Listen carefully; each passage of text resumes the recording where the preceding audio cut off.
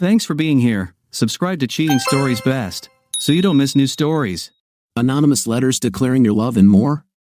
Today's story with a similar plot. Enjoy it!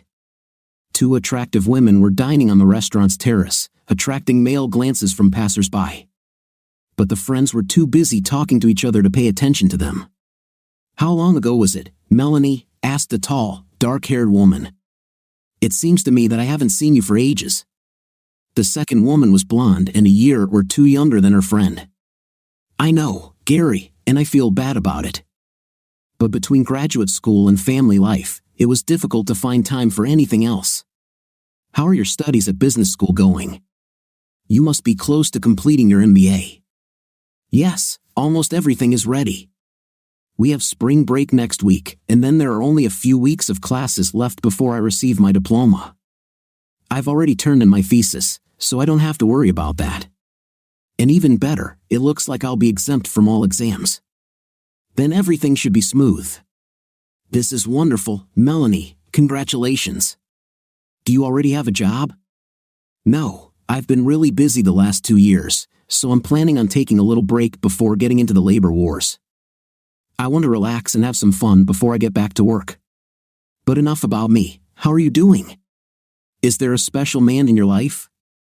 "I'm doing well, but I'm still looking for the right mister." The blonde looked at her brunette friend with an appraising glance. "With your appearance, I wouldn't rush to settle down. I bet you could go out with different guys every night if you wanted." Jerry gave her friend a sarcastic smile. "Believe me, Melanie, living alone these days isn't all it's cracked up to be. To find one decent guy, you have to go through a dozen scoundrels, and frankly, it starts to get boring. To tell you the truth, I'm a little jealous of you being happily married to such a wonderful guy like Adam. And speaking of Adam, how's your handsome husband doing?" "I think he's fine." "Oh, I think I just heard a discouraging word. What's the matter, Melanie? Isn't everything good between you?" The blonde shook her head. "It's not that we have problems. It's just that Adam is so busy with his own affairs that we have little time to spend together. And even when we do, we don't have much money to spend on entertainment. Well, he spends all this time on his company to build a future for the two of you. As for money, I expect that graduate school is not cheap. I know, and I appreciate it, but sometimes I just want to go out and have fun like I used to at school. All my classmates talk about is going to parties and meeting people in bars. Meanwhile, I'm sitting at home and watching reruns on TV." The dark-haired woman looked shrewdly at her friend. Is there anyone in particular at school that you would like to go to a party with?" Melanie laughed. "You always knew how to read me too well." She then leaned forward to avoid being overheard. "Actually, there is one freshman, Carl. He's very nice," she blushed, "and he definitely likes me too. Every time we're together, he goes out of his way to say something really nice about how good I look and how well I'm doing at school." Jerry shook her head. "I don't think Adam will be very happy to hear about this. It's just harmless flirting, it doesn't mean anything. But you're right, Adam is pretty old-fashioned about this sort of thing. That's why I'm not going to tell him." She shifted in her chair. "But I can't help but remember how everything was before I got married. It was so much fun playing on the field and meeting all the different guys. I miss it. All you need to be careful, friend. You have a very good husband, and you shouldn't risk losing him. You know Adam will never tolerate it if he catches you fooling around, and if you ever did, I'm willing to bet there are plenty of other women who would be more than happy to comfort him afterwards. I know, and honestly, I want to spend my whole life with him, start a family and all that. I just wanted to have a little fun before things get so serious." She lowered her voice and leaned closer again. "Speaking of the guy I told you about yesterday, he asked me to go to Florida with him for spring break. If there was some way to do this without Adam finding out, I'd probably agree." She leaned back and laughed dismissively, "But this is just a fantasy, it will never happen." Jerry sat down and looked at Melanie for a long time. Finally, she nodded her head as if she had made a decision. "Don't be so sure. I know how you can do this and get away with it, Melanie." Melanie let out a sigh that was equal parts disbelief and delight. "Are you kidding? How are you sure you want to jeopardize your marriage just for a week-long fling?" If I could be sure that Adam would never find out, then why not? But you're just teasing me, Gary. There's no way I could get away with something like that. Yes, and in fact, it's quite simple. Jerry began to enumerate each step on her fingers. First, you need to create a new mailbox on Gmail. Under some anonymous name, something like Good Friend. You then use this account to send Adam an anonymous letter warning him that his wife is having an affair. Will I tell him that I'm having an affair? This is crazy. Why would I do this? Melanie interrupted. Jerry continued calmly. More precisely, you would write that Melanie is having an affair with some person whom Adam does not know and cannot easily verify. And what will this give? Melanie asked. It'll take his attention away from your hot guy from grad school, Jerry replied. Yes, but it will make Adam suspicious of me, Melanie pointed out. Exactly. But when he fails to find the guy you're supposed to be having an affair with, he'll have no choice but to confront you and demand to know what's going on. But I don't want him to suspect me, Melanie protested. No, you don't want to. So when he confronts you, you will be very angry with him for not trusting you. In fact, you'll get so angry that you'll call time out on your marriage. Doesn't your mom live in Florida? Jerry suggested. Melanie was taken by surprise by the sudden change. Yes, why? Great. Angrily, you tell Adam that you are going to Florida for spring break to be with your mother and figure out what to do with your marriage. Then, while he's here in town desperately trying to find the mystery man, you're in Florida with Carl having your own little fling. How will I explain all this to my mother? Melanie asked. You shouldn't. In fact, you shouldn't even see your mother while you're there. But what if Adam calls her? Tell him not to do it. Make it clear that you need a complete break to sort things out. He shouldn't try to contact you or your mother while you're away. Warn him that if he tries, you might not come home at all, Jerry suggested. Melanie stared at her friend for a moment, contemplating her plan. Finally, her face brightened. You know, Gary, I can see how this could work. But what will happen when I return? It's simple. By then, Adam will miss you like crazy. And since he can't find the mysterious man who is supposedly having an affair with you, he will come to the conclusion that someone is playing a malicious prank on him. He will feel very guilty and will beg you to forgive him for not trusting you. You will forgive him, and everything will be fine. You'll have fun, and then you and Adam will be together again, closer than ever. What about the mysterious man I'm supposed to be having an affair with? Maybe I should just come up with a name for him, Melanie suggested. You can, but I think it will be much more believable if it is a real person. Choose someone you can't have an affair with, like someone very old, or living far away, or dead. That way, if Adam manages to track him down, you'll be safe. Hey, I think I know the perfect guy. I had a creepy professor in one of my classes my first year of graduate school. He must have left town because I never saw him again. How do you like it? Melanie exclaimed. Perfect, Jerry agreed. Melanie suddenly reached across the table and squeezed her friend's hand. You are the best, Gary. I'm so excited. I really think it's going to work. Then she hugged herself and trembled slightly. I can't wait to tell Carl. Adam returned to his office and sat down in his second-hand swivel chair. He rubbed his forehead worriedly. If these parts do not appear soon, we will miss the deadline for the delivery of prototypes. After the foreman left, Adam sat trying to come up with a backup plan. When his email dinged, he quickly turned to check his inbox, hoping for good news. But when he saw that the subject of the letter was about his wife, he almost deleted it. Curiosity got the better of him, and he opened the message. I hate to tell you this, but Melanie is having a romance with Professor Bellingham. I just thought you should know, good friend. What the heck? Stunned, Adam reread the message again, unable to comprehend the terrible words. What nonsense is this? It cannot be true. Melanie wouldn't cheat on me. Someone must be trying to stir up trouble between us. But who does this, and why? He started to delete the message but hesitated. That's the last thing I need to deal with right now. This must be a mistake, a misunderstanding. But his practical side did not allow him to ignore it. Damn it! Damn it! Of course, it can't be true. Angrily, he pressed the reply button on the email. Who are you? Why are you making such a terrible accusation? What evidence do you have? He pressed send and then stared at the screen in impotent rage. This won't lead to anything good. It is unknown when or if this guy will answer, and there's no way to track it. It's probably best to start finding out who this Bellingham guy is. He opened a browser, went to the university's webpage, and searched for the Graduate School of Business department. Professor Bellingham was not on staff. He returned to the faculty register and began searching throughout the university, and again he was unlucky. Frustrated, he tried looking at other educational institutions in the area, but to no avail. This is madness, he muttered to himself.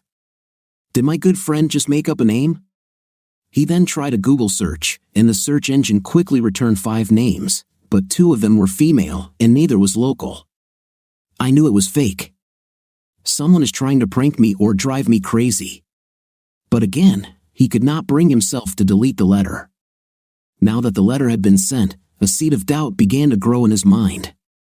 God, what if she's having an affair? I didn't see any signs, but that doesn't mean anything. Besides, I was so busy at work that I hardly spent any time with her. What if she was upset because she was being ignored? I remember that there were times when she wanted to go somewhere for fun, and I refused her. But damn, I'm working almost 70 hours a week, trying to get the business going. Doesn't she understand this? Can't she see that I'm doing all this for us? And to be honest, we really can't afford anything extravagant. Her business school tuition is getting more expensive every year, and I'm pouring whatever is left into this place to try to speed up the process. And yet, I guess I neglected her. Feeling guilty, he started checking his calendar, trying to find the last time they met together. After scrolling through 3 months and finding nothing, he stopped searching. Damn. But even as his guilt increased, he felt a corresponding surge of anger. I may not have given Melanie as much attention as she wanted, but that doesn't give her the right to cheat on me. We also discussed what sacrifices we would have to make when we decided to start the business. She agreed 100% then, so she hardly has any right to complain now. His thoughts were interrupted when his foreman poked his head through the doorway. Hey, Adam, good news. The components we need have just arrived. God bless. Okay, we need to unpack them and get them to the workshop as soon as possible. When the foreman disappeared, Adam took a deep breath. Well, in any case, one crisis is averted, he smiled wryly. I think this means I can spend more time taking care of my wife. After spending even more time searching the internet fruitlessly, he sat back and tried to think. If Mel really is having an affair, then it simply has to be with someone from the university. Maybe my good friend got his name wrong, or maybe the university just didn't put his name on their website. He returned to the university's webpage and found the phone number for the Human Resources Department. When the secretary answered his call, he asked if Professor Bellingham was on the faculty. Which faculty, please? She asked. I think it's the Graduate School of Business, but I'm not sure. There was a pause, and then the voice came back on the line. I'm very sorry, sir, but we don't have Professor Bellingham in the School of Business. What about other schools? There was a sigh. Please wait. This time, he had to wait longer. When the woman finally returned to the line, her manners had disappeared. Sir, there is no Professor Bellingham at the university. A thought struck him. Maybe he was an employee a year or 2 ago? I can only confirm our current teaching staff. Why is that university policy, sir? Is there anything else I can help you with? No, you did your best, he said, trying not to sound too sarcastic. He tried again, calling the dean of the business school. He went back and forth with the administrative assistant, but in the end, he learned nothing more. By this time, Adam's head was throbbing. I need a good drink, he muttered, hanging up in disgust. But this thought gave him an idea, and he picked up the phone again. Hello, Gary, this is Adam. Listen, any chance you could meet me after work at Maxie's place for a drink? I have a problem, and I really need your advice. No, I wouldn't like to talk about this on the phone. Can I? Great, I'll meet you there at 6. Before leaving, he checked his email again. There were no more messages from good friend. Entering Maxie's place, Adam noticed Gary sitting at a table in a quiet corner. In front of her stood a glass of white wine and a mug of his favorite draft beer. He walked over and kissed her on the cheek. "Thank you for the beer, and more importantly, for coming tonight. I really needed to talk to you." When he sat down, she took a sip of wine and then looked at him for a long time. "Okay, Adam, tell me what's going on. Are there problems in your business?" Not knowing where to start, he stared at his mug for a moment and then said, "Do you happen to know Professor Bellingham from the university?" She shook her head, puzzled. "Bellingham? I've never heard of him. And what?" He sighed and handed her a printout of the email he received that day. She quickly scanned it, sighed, and read it again. Then she looked at him with sympathetic eyes. "Poor Adam, no wonder you didn't want to talk about it on the phone. What do you think about it?" "I don't know what to think, Jerry. I can't believe this is true, but I also don't want to bury my head in the sand and pretend everything is fine. I spent the whole day trying to track down this mysterious Bellingham professor, but I ran into a brick wall at the university. Now I don't know what to do. I can't afford to hire a private detective, and I don't have time to play detective myself. That's why I wanted to talk to you. You have been a good friend to Melanie and me for a long time. Please tell me what you think about it," he said. She took another sip of wine and then reached out to give his hand a quick squeeze. "What you're really asking is, do I think she's having an affair? I cannot give you such absolute certainty. On the one hand, I haven't seen or heard anything that would make me think that she is unfaithful to you. On the other hand, I haven't seen her very often over the past few months." His face twisted in annoyance, and she hurried to continue. "You know as well as I do that there are people who like to stir things up, and it could be something like this. Or you may have business enemies who would like you to divert attention to the tensions in your marriage. There may be other scenarios that I haven't even thought about. What I do know is that you can't ignore it and hope it goes away. I know how much you believe in marital fidelity, and I know that any hint that your marriage has been broken will eat away at you. If you don't deal with this, then eventually doubt will kill your relationship with Mel as effectively as the romance." He looked at her, haunted. "I understand that you are right, Gary, but what can I do? In my opinion, you should show this damn thing to Melanie. She needs to know that someone has accused her of infidelity, and she deserves the opportunity to shed whatever light she has on it. After all, Adam, if someone made a similar accusation against you, you'd want to know, wouldn't you?" He sat silently for a minute, then nodded his head. "You're right. If I don't share this with Melanie, it will affect how I behave with her. Ultimately, this will tear us apart, just as surely as if she actually cheated on me." He stood up and hugged the dark-haired woman. "Thanks for helping me think things through, Gary. I don't know what I would do without you. You know how dear you both are to me. Adam, if I can help in any way, please let me know." He nodded gratefully and headed towards the door, and she stood and looked after him. When he returned home, Melanie was already waiting for him. "Where have you been, Adam? I tried to call, but you didn't answer." He ignored her question. Taking her hand, he led her to the sofa and sat down next to her. "I have to show you something, Mel. Something that has really confused me." She sat down next to him, her face betraying her nervousness. He handed her the printout.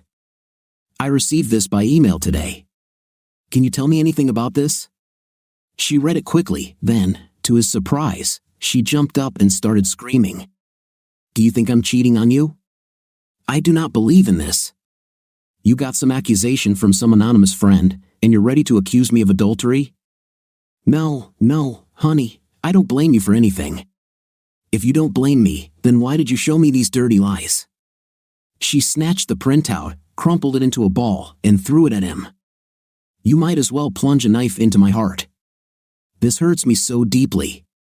You trust someone who is too cowardly to even sign his name more than you trust your own wife." She grabbed her purse and headed to the front door. "I can't even look at you now. I'm leaving, and I don't know when I'll be back." With these words, she ran out, slamming the door behind her. "Oh, damn, I never expected this. Now I'm even worse than before, he groaned, sinking back onto the sofa and clasping his head in his hands. As he sat there, Adam's first thoughts were defensive. Why was she so upset? She didn't even let me finish. I didn't accuse her of cheating. I just showed her what someone else wrote, that's all. But he knew the answer before he finished. If Mel had given me that note, I probably would have exploded too. But what could I do? Act like everything was fine? Jerry was right. I can't just ignore the letter. It wouldn't be fair to Mel or me. Even though he spent the rest of the evening going over the situation in his mind, he was no closer to figuring out what to do than when he started. He knew he and Mel needed to talk, but he couldn't even decide what to tell her. All he knew for sure was that he wanted to bring his wife home to try to mend the relationship. Emotionally exhausted, Adam felt himself starting to get tired, but he was determined to stay up until Melanie returned. After another hour of waiting, he lay down on the sofa and soon fell asleep. Sometime after midnight, he was awakened by the sound of the door opening. As he stood up, Melanie walked into the living room and stared at him with her hands on her hips. Mel, we really need.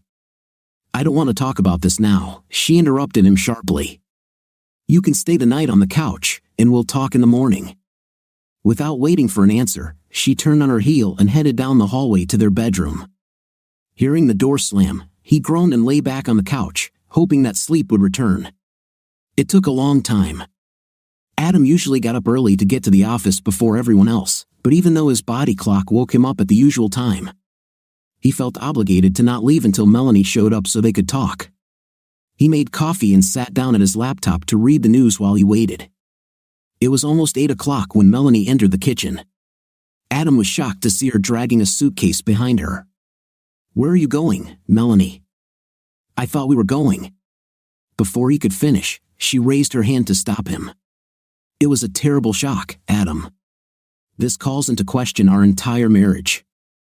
I need to be alone to think about what happened. Spring break starts tomorrow, and I'm going to Florida to visit my mother. She pierced him with an angry look. I plan to spend the whole week there and return to classes next Monday. While I'm gone, I don't want to hear a word from you. I need this time for myself. Don't call me, don't call my mother, don't call my mother's house. Do you understand?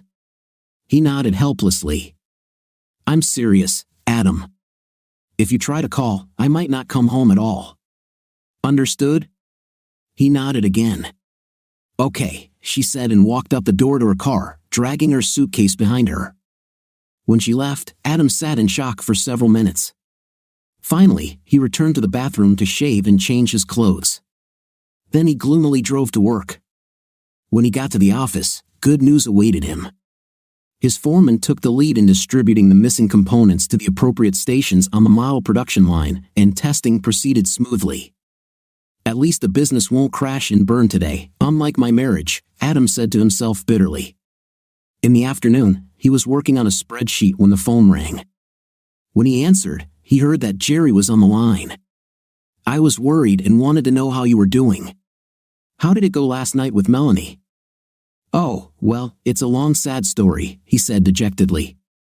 Oh, that doesn't sound very good. Maybe we can get together to discuss this again over a drink? That would be great, Jerry. Same place? Okay. Before leaving, he checked his email again, but there was still nothing from Good Friend. When he entered the bar, Jerry immediately noticed the dark circles under his eyes. Adam, it looks like you didn't get much sleep last night. Tell me what happened. He took a long sip from his beer mug and began to talk about yesterday's confrontation and Melanie's departure this morning. Jerry looked at him with a mixture of sadness and guilt. Oh, Adam, I feel so terrible. You followed my advice, and it turned out to be completely wrong. No, Jerry. I thought about it a lot, and I'm convinced that it was the only thing I could do. Of course, I didn't expect Mel to react so violently, but there was no way I could keep this letter to myself and pretend that nothing had happened. Now I can only hope that she will cool down, and we can discuss everything when she gets home. You say that very nicely, Adam, but I still feel guilty about what happened. So, what are you going to do for the rest of this week? I don't know, Jerry. If Mel and I don't talk about what happened, I don't see any way to move forward. Maybe I'll wait a few days and then try calling her. No, Adam, this is the only thing you shouldn't do. She already thinks that you don't trust her. If you try to contact her after she has directly told you not to, it will only prove to her that she was right. Yes, I guess I understand that. But I feel so damn helpless. I don't know of a way to find out who sent the letter. The only thing I can do while she's gone is continue to try to figure out who this Professor Bellingham is. That makes a lot of sense. If you could find him, maybe he could fill in some of the blanks for you. Over the next few days, Adam repeatedly tried to unravel the mystery of the anonymous letter. Despite the lack of success, he was still convinced that Bellingham was somehow connected to the university. Then he started brainstorming. Maybe the reason I can't find this guy is because he is a graduate and not a teacher. Well, I'm an alumnus too, so maybe alumni relations can help. When he called and identified himself as a graduate, Adam was immediately transferred to the development department. The guy who answered the phone wrote down all the necessary information about Adam's address, phone number, and email. He then asked how much Adam wanted to contribute to the alumni fund. No, I'm not calling to make a contribution. I'm trying to find Professor Bellingham. I think he might be a graduate. The man made him wait while he checked several databases. Sorry, sir, but it seems we've never had a graduate with that name. Is it true? What about graduate schools? I checked them too. Perhaps he is not a graduate. Perhaps he simply studied for a year or two and then dropped out or transferred. The guy seemed to have lost interest. I'm afraid I can't help you. Our database contains only graduates. Is there anything else I can do for you? After Adam turned him down, he hung up and cursed in frustration. Damn it all! I managed to achieve was to guarantee that I would be invited to the next alumni fundraising campaign. Having made no progress on the phone or the line, he took an hour off the next day to visit the Graduate School of Business. When he got there, it was almost empty. It's spring break, dumbass, Adam cursed at himself. But several people were still around, and he began to walk from one office to another, asking for information about Professor Bellingham. Finally, the assistant dean met him face to face. Sir, I'm very sorry, but you will have to leave. If you do not comply, we will be forced to call campus security. Adam apologized and hurried away, more upset than ever. Returning to his office, he sat down heavily at his desk. After another futile check of email, he dropped his head into his hands. What should I do now? At that moment, his work phone rang. When Adam answered, an unfamiliar voice asked, "Are you the young man looking for Professor Bellingham?" When Adam confirmed that yes, the man continued, "My name is Dr. Avery Mayfair. I am a member of the Graduate School of Business faculty and may be able to help you. But first, let me ask you why you're trying to find Professor Bellingham." Adam was hesitant to discuss his situation with a stranger, but desperation took over, and he briefly told Dr. Mayfair why he was looking for the missing professor. When he finished, the caller made a contemptuous sound. "It's clear I overheard your questions at school today, and the way you presented some of the questions made me wonder if there might be something similar. Anyway, I think I can reassure you, young man. 2 years ago, Bellingham was an adjunct professor at the graduate school. He was a worthy teacher, but unfortunately, enrollment in his course was below our minimum requirements. His course was cancelled, and his contract was not renewed." "I see," said Adam. "This means there's one more thing," Dr. Mayfair continued. "At the beginning of the current academic year, I received a message from Professor Bellingham. He wrote to tell me that he had found a job at Black Hill State University in South Dakota." "Is he in South Dakota?" Adam asked in bewilderment.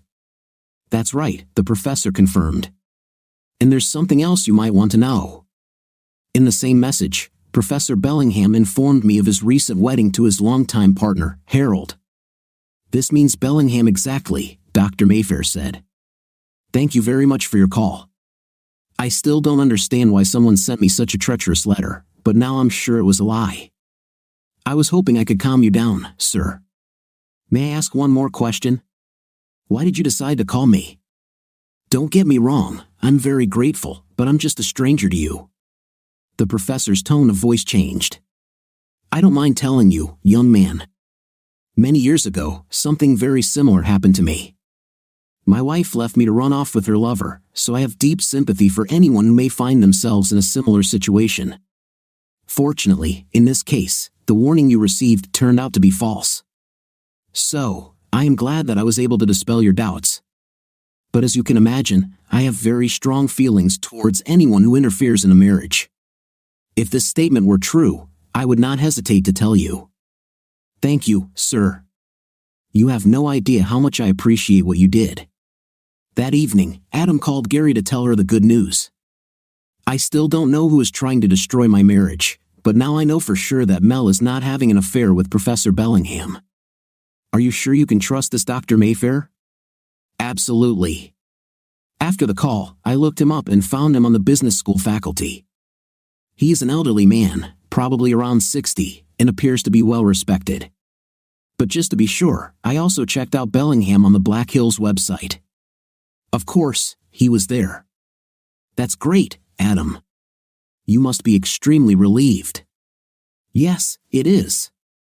But now my problem is what to tell Mel when she gets home. It's easy, Adam. From what you told me about your confrontation with her, she never gave you a chance to talk. When she returns, tell her that you never had any doubts about her.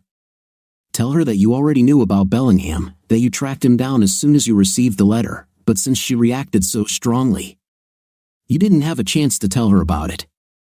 If you play your cards right, Adam, she'll apologize to you. I don't know, Jerry. In fact, everything was not like that. He heard the smile in her voice. Come on, Adam. Is it really that bad to stretch the truth a little to get what you want? On Sunday, before returning to town, Melanie surprised Gary with a phone call. Hey, girlfriend, I just wanted to check with you about how Adam is doing before I go home. I'm a little nervous about what I'll encounter when I arrive. The only thing I know for sure is that you owe me a huge debt for everything I did for you while you were busy with your affair. With a little help from me and some luck, you will be able to return to your husband, and your marriage will be in better shape than ever. With that, she continued to describe the week, ending with Adam learning of Bellingham's whereabouts. If you play your cards right when you get home, Adam will apologize to you. You will apologize to him, and everything in your life will go back to normal. There was a pause on the line. What if I don't want everything to go back to normal? I didn't understand Melanie. What do you want to say?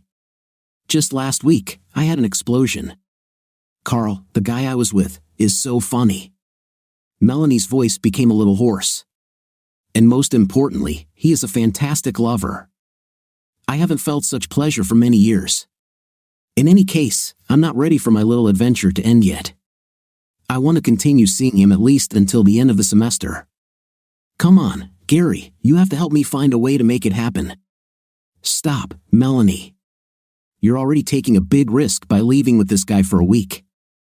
If you try to keep the romance alive here in town, you're really upping the odds, girl. Maybe, but you have to admit your little plan worked perfectly. I bet you can figure out how I can do this again. Come on, Jerry, please. This guy is really hot. I was afraid that something like this might happen. There was a long pause. Okay, Jerry said slowly. I can come up with a plan to do what you want. But you have to understand that you will jeopardize your marriage to Adam. He's a good guy, Melanie. He is hardworking, loyal, and a true family man. Men like him don't come along every day. Are you sure you want to risk it all for a little fun between the sheets? Melanie chuckled. You turned me on with the phrase, I can come up with a plan. Oh, okay, but don't say I didn't warn you. Now, here's what you need to do. Do you still have that email account you created? Certainly, you told me to keep it active. Good, because you need to send another letter from good friend. Only this time, you will send a message to yourself, to your regular email. Okay, then what? What will be in the new letter? Everything is exactly the same as in the previous one. Only this time, you write that Adam is having an affair with me. What?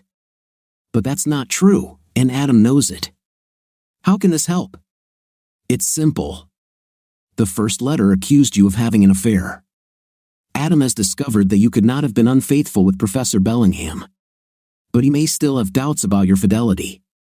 Wait, Gary, did you tell me that a letter with Bellingham would give me freedom in my relationship with Carl? So it was. But now, after he receives the second letter, he will have no doubts.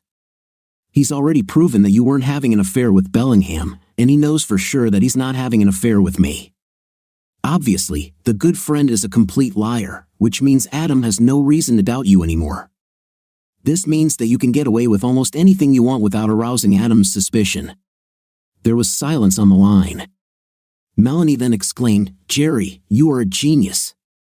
I don't know how you came up with all this, but you just gave me a hall pass that I can use for the rest of the semester." "There are 2 more things you need to do, Melanie. First, make sure Adam tells me about the second letter." "Okay, but why?"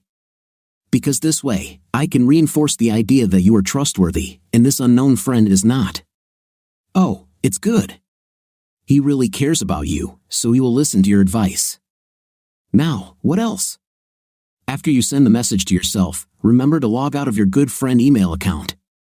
What if Adam accidentally finds it? Oh, God, no. In fact, you should probably sign out of both of your email accounts when you're not using them. You don't want Adam to find love notes from Carl, do you? I warned Carl never to email me, but this is still good advice. Better safe than sorry." Returning home from work that evening, Adam was alarmed to find Melanie crying. Things had been going so well between them since she returned from Florida that the sight of her upset face took him by surprise. "What's wrong with you, Mel?" "What's happened?" he asked, rushing towards her. "Oh, Adam, it's all starting again," she said with tears in her eyes, handing him a copy of the letter. "Son of a," he swore after reading the accusatory message. "You know that's a lie, don't you?" "Certainly, cute. I know that you will never cheat on me, just as I will never cheat on you. And even if you cheated, then I know it would never happen with Gary. She is such a good friend to both of us that she would never do anything like that. Damn it, someone is still trying to cause trouble for us, and I have no idea who or why. There must be some way to track these things." He looked up at her hesitantly. "Are you going to tell Jerry about this?" "Do you think I should?" "I think you should, whether you like it or not. She's involved now. It would be unfair to her not to tell her about this." The next morning, when Adam called, Gary answered in a friendly manner. "Well, how are the 2 lovebirds doing today?" Adam's tone was solemn. "We're doing well, Jerry, but there's something new that I need to talk to you about. Can you meet after work?" "Actually, I plan to work at home after lunch. Could you come to my house?" "Okay, good. I'll come between 6:30 and 7. Opening the door to her apartment in the evening, Jerry immediately noticed the solemn expression on Adam's face. "What's the matter, Adam?" "I've been worried since you called," he shook his head. "I'm really sorry, Gary, but it looks like you got caught up in this whole thing with Melanie and me." When she looked at him in confusion, he handed her a copy of the last letter. After reading it, she looked at Adam in despair. "But just funny. We don't have an affair. I would never do that to Melanie. I hope she knows that," he nodded. "She knows. In fact, she told me the same thing." Gary shook his head in confusion. "Glad to hear that. But what do you think this all means?" "I think this means that someone is very keen to stir up trouble between Melanie and me. First, a warning about Professor Bellingham, now this. The only thing I can think of is that I have an enemy, perhaps a business competitor, but I have no idea who it could be. But anyway, since it now seems to concern you, Mel and I decided we should warn you about it," she nodded. "I'm glad you did it, Adam. You are always so caring. But I don't know what we can do about it unless the mystery person does something overtly or makes a mistake. I don't think calling the police will do any good." "I agree with that, Jerry. But it's so frustrating. I'm tired of all this confusion, and I just want whoever it is to leave us alone." "How does Melanie perceive this?" "She is very upset. When I came home, she was in tears. I'm not surprised, especially after the ordeal the first one caused. Look, Adam, I think Melanie is pretty fragile right now between all of this and the fact that she's so close to graduating. I guess she's a bundle of nerves. You must take care of her as much as possible. Do you think we should both just block all mail from this account? This may turn out to be a mistake if he sends anything else. I think you'll want to know about it. Yes, you're right. But how can I protect Mel? For starters, if you get another one of those damn letters, I wouldn't tell her about it, at least not right away. For that matter, I think you should check her email on your laptop every chance you get. If she receives another letter, you can forward it to your email before she sees it. This way, you don't have to interfere with her. Yes, I think that's a good idea. He got up. I'm really sorry you had to be dragged into all this. If this is supposed to be an apology, then I don't need one. You are very dear to me, and I will do everything to help, he smiled gratefully.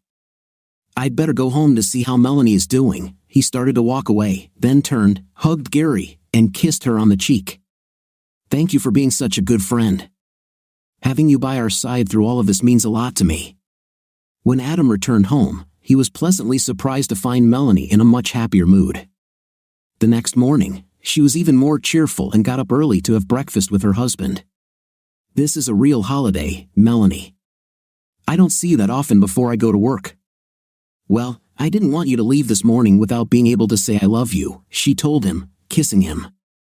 By the way, she added, I wanted to be sure to let you know that I'm going to a lecture on campus this evening. A few girls and I are going to grab something to eat after this, so I'll probably get home pretty late. Of course, Mel. Everything is fine. We have a lot of leftovers in the fridge, so I can grab a snack here. Thank you, darling. I'll probably come home after school to drop off my school things and change clothes. If we don't see each other, have a good evening.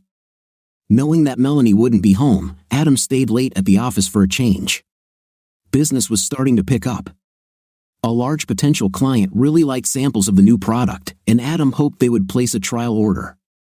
At least something is becoming clearer now. I just need to get to the bottom of who is playing email games with Mel and me. He was still thinking about the mysterious good friend when he entered the house.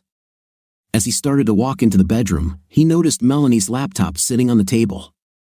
I don't think she needed him for the lecture. Then he remembered Gary's proposal.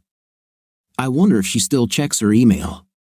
If so, then we need to check if she received anything new from this bastard. The laptop came to life when he opened the case. The email page wasn't open, so he clicked on the Gmail link to see if it was registered. When he did this, a window opened asking him to select an account. He saw Melanie's email, but it had been unsubscribed, so he started closing Gmail. Before he had time to do this, he noticed a second account under her regular mail, and when he looked at it more closely, he froze in bewilderment. The name of the account was Good Friend. What the hell? He exploded, staring at him. He tried to open it, but Google asked for the password. Not knowing the password, he closed the tab, then sank into his chair, trying to comprehend what he had just seen. How could she have an email account with that name? I know that Gmail doesn't allow two users to have the same address, but that means Melanie was the one sending those other letters. Why would she do this? Why would she send me an anonymous letter in which she accuses herself of having an affair? Only after a moment did the answer reach him. It must have been a distraction. She wanted me to chase some gay professor in South Dakota because she was having an affair with someone else. Then another thought hit him like a punch to the stomach. Her trip to Florida. When I showed her the letter, she pretended to be very upset with me. She told me that she was going to visit her mother, that she needed time away from me. Now I wonder if she even saw her mother. He quickly took out his mobile phone and pressed his mother-in-law's number. When the elderly woman answered, he spoke politely for a minute and then said, "Tell me, Melanie and I were thinking of coming to visit next month. Will it be too soon to see us again? Too early? I haven't seen you for ages. Please come when you can." He ground his teeth in anger. Good, excellent. We will contact you when we have decided on a date. Having said goodbye, he broke the connection and cursed. What a mess. I wonder where Melanie actually went, and more importantly, I wonder who she went with. Then he remembered the last letter, the same one that Melanie received. What was this for? Damn! This must be just another distraction to take her mind off of me while she goes to lectures with her girlfriends. What a vile lying. It made him wonder what she wore when she went out for the evening. He hurried back to the bedroom and began sorting through his wife's underwear. It was difficult for him to remember everything about Melanie, and he had almost given up, but a sudden suspicion gripped him, and he returned to check one more item, a garter belt. He was absent-mindedly looking for a suitable bra and panties, but they were gone too. Went out for dinner with some girlfriends, huh? He put everything back and returned to the kitchen table to think. So you love sabotage and deception. Well, two can play this game. When Melanie returned home after midnight, he was still sleeping but pretended to be asleep when she tiptoed into the bedroom. When he heard the shower turn on, he did everything he could not to stand up and attack her. Who would have thought that going to lectures would be such a sweaty job? He thought bitterly. The next morning, Adam got up very early and left for work before Melanie even woke up. Next to the coffee pot, he left a note for his wife. I hope you enjoyed yesterday's lecture. I had to leave early for a meeting at work, and I might be late today, so don't wait for me. For Adam, it was indeed a busy day, but his meetings were not with clients or suppliers. During lunch, he did a little shopping and then headed home with some of his purchases to do a few preparations. After that, he went to 2 more meetings, which took up the entire afternoon. When he finished, he went to dinner and a movie to kill time. Melanie was already asleep when he climbed into bed, trying not to wake her. However, when she woke up the next morning, she found her husband waiting for her. I thought you had left for work a long time ago, honey, she said, gratefully accepting the cup of coffee he handed her. I wanted to make sure to see you this morning because I have a flight to Detroit at noon. I'll be out for a few days generating leads. This is something new. You don't have to travel so often. So when do you think you'll be back? Not until Friday evening, and if everything goes well, I can only leave there on Saturday morning. Can you cope here while I'm gone? She gave him a bright smile. Do not worry about me. I'm sure I can find something to do while you're gone. Fine. Just remember to stay away from our good friend while I'm gone. Her face darkened. It's not funny, Adam. Sorry, you're right. It's not funny. He then waved his hand at her, picked up his suitcase, and headed towards the car. He frowned as he pulled out of the driveway. She didn't even notice that I didn't say I love you. I bet she's already making plans to meet her lover again. Now I just need a little distraction to make sure her meeting takes place here at home. Instead of going to the airport, Adam left his office at lunchtime and went to the university parking off campus. He walked briskly towards the graduate school of business, shedding his usual sports jacket and slacks, and now wearing jeans and a sweatshirt. He had a cheap backpack slung over his shoulder. Without raising his head, he headed to the reading room of the School of Business library. The few students there did not pay any attention to him as he casually walked behind the rack of periodicals. Once he was out of sight, he pulled out a string of the largest firecrackers he could buy, with the extra long fuse attached to them, and tossed them into a metal container for disposal. He then casually walked to the nearest door, propped it up with his backpack, and walked out. Once outside, he took out the phone he had purchased the day before and called campus security. Come quickly! They're shooting at the business school. He shouted excitedly when his call was answered. I think there may be several of them. They're still shooting. He then turned the receiver towards the library, and within seconds, a series of fireworks began. He cut the connection and hurried across campus to his car. As sirens blared and people began running in all directions, he was parked in his neighborhood, watching from his spot. An hour later, he saw his wife's car pull into his driveway. Then a second car pulled up behind her, and a male figure appeared. In times of danger, there is no place like home, Adam muttered, grinning sadly. He then got into his car and drove to the motel where he had booked a room. Late that evening, he drove around his neighborhood one more time to make sure the second car was still in his driveway. Then he returned to his room and tried to get some sleep. When the adulterous couple left the house the next morning, they were surprised to find Adam leaning against the stranger's car door. God, Carl, this is my husband. Melanie gasped when she recognized him.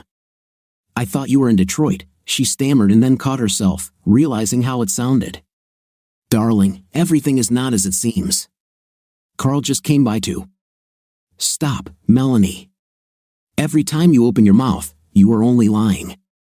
I don't want to hear it anymore. He bared his teeth and gestured at the two of them. That's exactly what it sounds like.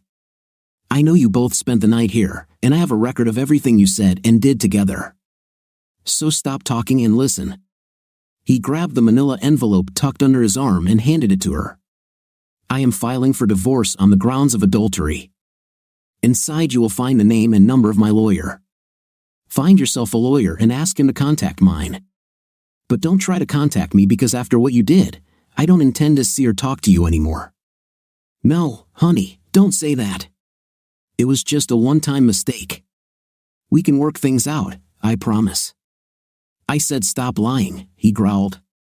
This is not a one-time incident. You have been having fun with him for several weeks, and it definitely wasn't a mistake. You planned everything in advance. I know you sent that letter as a distraction so you could spend spring break together, wherever you went. And by the way, your mom wants to know why you haven't visited her lately. I guess you were so wrapped up in that piece of crap, he gestured at the sullen man, that you didn't even go see her. He paused to turn his attention to Melanie's lover. Oh yes, that reminds me. Adam quickly took out his cell phone and took several pictures of the amazed man. When he realized what was happening, the man growled, clenched his fists, and took a threatening step towards Adam. Adam immediately reached into his jacket pocket and extended his hand far enough to show the handle of the gun. Oh, he said calmly. I wouldn't do this if I were you. I have no intention of ruining my life by killing you, but I will be glad if you give me a chance to shoot you in self-defense. Stop. The man raised his hands up and took a step back. Adam turned to Melanie with a grin. Looks like your boyfriend is a lover, not a fighter. Then his voice became cold and hard. Take everything you need from the house, and then get out, Mel. Don't be here when I get back. I wasn't kidding when I said I never wanted to see you again. Adam, please, she wailed.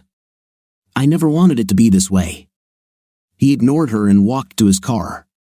When she sat down on the driveway and began sobbing into her hands, on the way to his office, Adam stopped at a dumpster and threw away his phone along with the toy gun he was keeping in his pocket. I'm very glad that these things look so realistic, he grinned mercilessly. Returning to his desk, Adam used his cell phone to send an email containing one of the photos he had taken. To his surprise, he received a call back a few minutes later. This is Dr. Mayfair. Did you just email me a photo? Dr. Mayfair, forgive me for intruding on you again, but do you happen to recognize the man in the photograph? I think his name is Carl. Is the woman standing next to him your wife? I'm afraid not, my ex-wife. Very beautiful woman. I think she was in one of my classes last year. As for the man next to her, I actually recognize him. His name is Carl Mannheim. It so happened that he is one of my dissertation students. Carl Mannheim. Good to hear, Doctor. I'm afraid I have a score to settle with your Mr. Mannheim. So he was the serpent who stained your Garden of Eden?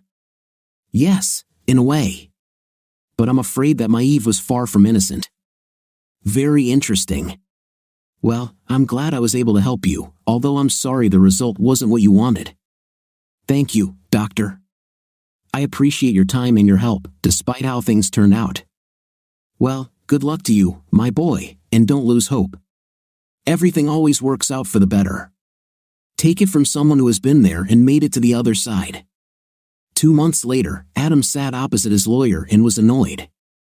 Have you heard anything from Melanie's lawyer yet? How are things going with the divorce? Yes, yesterday I spoke with Hannah Montrose, and today she sent a counteroffer to Melanie. The good news is that Melanie has decided not to fight the divorce anymore. Apparently, after Hannah heard the recordings you made in your home, she convinced your wife not to risk having them played in court. But the bad news is that now that Melanie has accepted that the marriage is over, she seems intent on getting as much out of you financially as possible. Crap. She lies and deceives me, and when she gets caught, she expects me to pay her for the privilege. It's just not fair. What does my cheating wife want? I usually expect to see a request for the division of all your property, but in this case, there is nothing to divide. You rent, you don't have a pension plan, and you have very little savings. The only asset you have is a share in your business, which is operating at a loss. Apparently, she expects him to fail, so she's only asking the court for alimony. I certainly appreciate her vote of confidence in me, Adam snapped sarcastically. So how much alimony does she want? Much more than we offered. The lawyer handed the sheet to his client. Adam looked at it and gasped. This is ridiculous. She knows I can't afford it. If I have to shell out that much money every month, I'm essentially liquidating my business to pay her. What can I say? Melanie refuses to negotiate, so Hannah will propose just that to Judge Avery. Well, I'm not going to give up and give Melanie that much money without a fight. We'll have to take our chances in court. Okay, Adam. I understand what you're getting at, but remember, Judge Avery has absolute power. You are left with whatever he decides. Almost exactly a month later, Adam sat in the courtroom and waited anxiously. After both lawyers presented their arguments, Judge Avery adjourned. How do you think things are going, Adam? Asked his lawyer in a whisper. I have no idea. It could go either way, or the judge could decide on some kind of compromise. They were soon ordered to stand as Judge Avery returned to the courtroom. When they were seated again, the judge asked opposing counsel to come to the bench. I assume your clients have not changed their position on the financial settlement? The two lawyers exchanged glances. No, Your Honor. Very good. Before I make my decision, I would like to ask Mrs. Weatherby a few questions. Hannah Monroe looked scared, but then smiled and motioned for Melanie to come forward. Everything will be fine, she whispered to her client. Don't forget to address him as Your Honor. Adam's lawyer took his seat and leaned towards him. It's usually not a good sign when the judge wants to hear more from the other side. Adam watched sourly as his soon-to-be ex-wife testified. The suit she wore was conservatively cut but fitted enough to show off her figure. He noticed the judge was watching Melanie and shook his head. I think we're finished, he whispered to his lawyer. The judge scanned the papers in front of him and then turned to face the woman sitting in the witness box. So, Mrs. Weatherby, it appears that the only issue separating the two of you is the amount of alimony that should be awarded. Your offer involves an amount significantly higher than that which your husband offered. Is that right? That's right, Your Honor. And how do you justify the amount you proposed?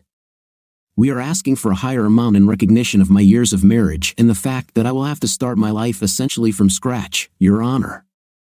It's clear, however, Mr. Weatherby claims his only source of income is the company he founded, which is still operating at a loss. Why do you think Mr. Weatherby can afford the financial support you offer? Your Honor, we argue that Adam is deliberately reducing his true income by siphoning funds into his business. He could easily pay the child support I'm asking for by simply modestly adjusting his current investment level. The audited financial statement shows negative cash flow, Your Honor. Adam's accountants can manipulate the numbers to show any result they want. The judge raised his eyebrows. Are you saying that the financial statements are fraudulent? Melanie turned pale and shook her head decisively. No, Your Honor, not at all. Simply earnings can be deferred and investments accelerated, all within the bounds of generally accepted accounting principles. He invests too much in his company, that's all. Adam felt his blood pressure rise. He leaned over and whispered angrily, what a? She knows it's not true. She's just trying to pressure me to get what she wants, no matter the consequences. Meanwhile, Judge Avery reviewed the case summary in front of him. Until now, we have focused on your husband's investment in his business, Mrs. Weatherby. From what I can see here, Mr. Weatherby has also invested heavily in you, or at least in your education. If you mean my MBA, Your Honor, then it's true that Adam paid for my tuition, but I was the only one who worked, did the hard work for all the courses. Took all the tests, and wrote the dissertation. I've worked day and night for the past 2 years, including last summer. And you just graduated from university. Is that right? Yes, sir. I graduated with honors, she said proudly. He nodded. Very good, Mrs. Weatherby. That's all. You can sit down. When Melanie stood next to her lawyer again, Judge Avery raised his glasses and looked at both sides for a moment. Having heard all the evidence, I intend to award Mrs. Weatherby the full amount of financial support she requested. Adam winced, and Melanie leaned over and hugged her lawyer. But the judge wasn't done yet. This financial settlement equates to a monthly amount that will allow Mrs. Weatherby to live quite comfortably without working for the foreseeable future. However, she has just completed a college degree that should prepare her for a high-paying business position. To give her additional motivation to use her expensive education, I am awarding Mrs. Weatherby alimony for 6 months only. 6 months? You can't do that. Melanie cried. I can and I did, answered the judge. Then he hit the wooden block with a hammer. Next thing, her lawyer quickly pulled Melanie away from the bench, even as she continued to try to appeal the decision. Only the appearance of a large bailiff convinced the unfortunate young woman to stop her actions. Do I only have to pay child support for 6 months? I can live with that, Adam told his lawyer as they stood up and began to walk out of the courtroom. How about this, Adam? His lawyer answered happily. I thought we lost when the judge picked her number, but I guess he wasn't too impressed with the way she tried to milk you dry. However, not many husbands behave so well in divorce court.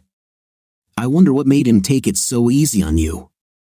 You don't think the fact that she pleaded no contest to the charge of adultery was a factor? He should not have taken this into account when determining the financial settlement. Adam looked back again to see Melanie still arguing with her lawyer and chuckled.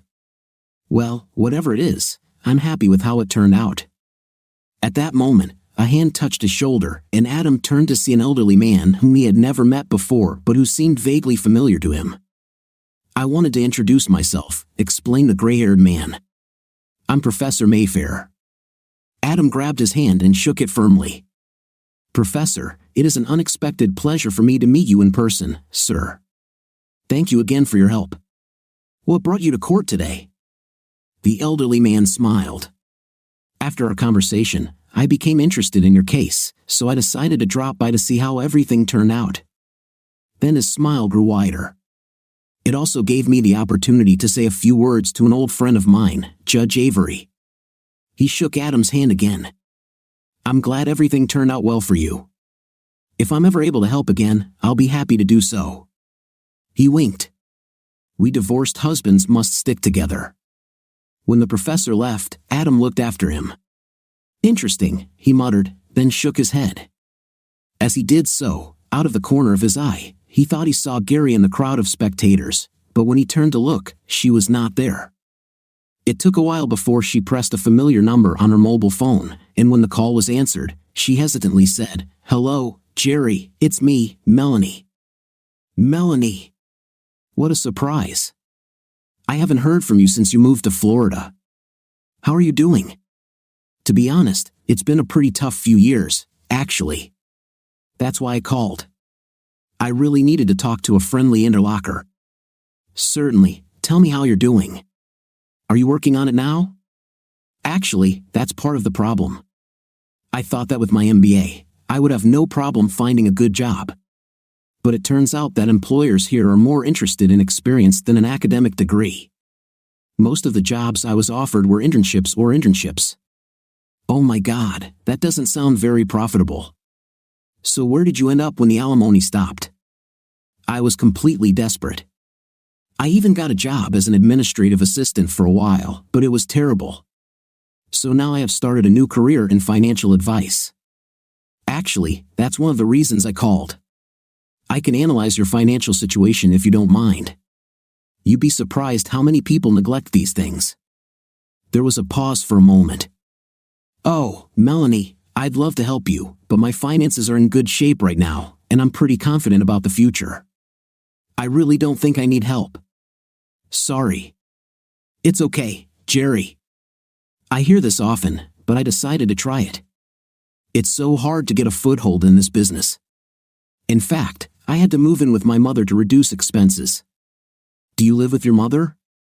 What happened to you and Carl? Don't even mention that bastard's name. We broke up just a few months after we arrived here. Did you break up? What's happened? Oh, Jay, that was terrible.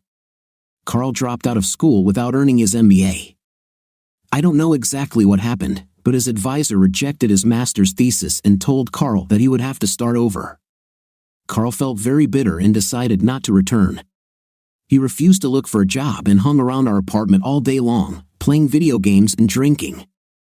After a while, he began to take out his resentment on me. It got to the point that at some point, I had to call the police on him. Oh, Melanie, how terrible for you. I think you're lucky to get rid of him. And look at it this way, now you can freely go out and meet new people, have fun, and go dancing whenever you want. I remember how much you missed all this when you were married. Melanie sighed. Nightclubs and parties require money, Jerry, and I don't have a lot of spare cash right now. To tell you the truth, when I go out, it's not as glamorous or exciting as I used to think. In fact, I remember one friend warning me that there were a lot more creeps out there than good guys. She paused, but when Gary didn't say anything, Melanie decided to change the subject. What about you, Jerry? How are you doing? Are you dating anyone special right now? Actually, my situation has changed quite dramatically, Mel. In fact, I'm getting married next month. Married? That's amazing. Who is this lucky guy? I know him. Yes, actually, you know him. It's Adam, Melanie. Adam and I are engaged. My Adam? Are you engaged to my Adam? You can't do this. I'm afraid I already did. We'll have a small civil ceremony in the backyard of our new home, and then we'll fly to Paris for our honeymoon. New house, honeymoon in Paris? Adam can't afford all this. Not only has my situation changed dramatically, but also Adam's situation. The same month you moved to Florida, he received that big order he had been working on for so long. After that, his business really took off. Clearly, his new product is just what the auto industry needs. And that's not all. Earlier this year, Adam received an offer from a large manufacturer to buy his business for a fortune. He agreed, and the deal will be completed next week. So, as you can see, you don't have to worry about our financial future. Melanie could only stutter, but Gary persisted, and now her tone had changed. You know, all this could have been yours, Melanie, but you weren't content with what you had. I warned you from the very beginning that you were risking everything by starting your little affair. Besides, I warned you that there would be women who would happily pick up the pieces if your marriage fell apart. But you were the one who encouraged me. It was you who came up with it. Melanie, you're exaggerating. I didn't force you to do anything you didn't want. All I did was give you enough rope to hang yourself. I cannot believe this. I bet you were the one who warned Adam about Carl. You're smarter than that, Melanie. Think about it. If I told Adam, he'd wonder how I knew. That wouldn't be very smart of me, would it? On the other hand, I told you not to delete your secret Gmail account and told Adam to check his email. I use Gmail all the time, so I was sure he would see what he saw. So, no, Melanie, I didn't tell Adam about your lover. All I did was arrange the dominoes so they would fall where I wanted them to fall. I trusted you, Gary. I thought you were my friend. You know what they say, all's fair in love and war. You won't get away with this. I'll make sure Adam knows what you did, what a schemer you really are. He will definitely call off the wedding as soon as he finds out the truth. I'm very sorry, Melanie, but I'm afraid I'll have to interrupt our little conversation. Adam and I have plans for the evening, and I want to look extra good for him. Oh, and don't bother calling back. I'll block your number as soon as I hang up. You are an insidious, vile. Jerry greeted her future husband with a kiss when he came home from work. Adam kissed her back and then pulled a piece of paper from his jacket. You won't believe who sent me a letter today, Melanie. Oh, really? Jerry said casually. I almost forgot about her. What does she need? Adam looked at his bride impassively. Actually, she wrote to warn me about you. She says you planned everything that happened just to separate Mel and me. It's pretty wild. Can I see? Asked Jerry. He handed her the printout. She glanced at it quickly, then handed it back to him with a smile. Poor Melanie.